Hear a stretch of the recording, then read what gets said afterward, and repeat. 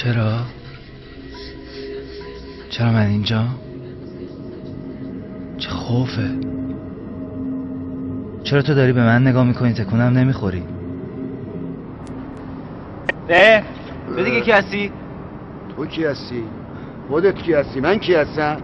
من هیچ وقت هیچ کس رو ندیده بودم. اصلا به من و تو چه که اون پایین چه اتفاقی افتاده یا قراره بیفته ها؟ پس تویی تازه وارد. پس منم تازه وارد؟ اینکه دارم میگم دیگه، اینکه من مردم آیا؟ تو جهنمی بچه جون. یه خود دندون رو اون جیگر واموندت بذار. وقتی اومدن حسابی ترتیب تو دادن و قشنگ میفهمی کجایی. من هیچ وقت پارتی نرفت. تویی؟ به تو هیچ ربطی نداره. آها حق با شماست.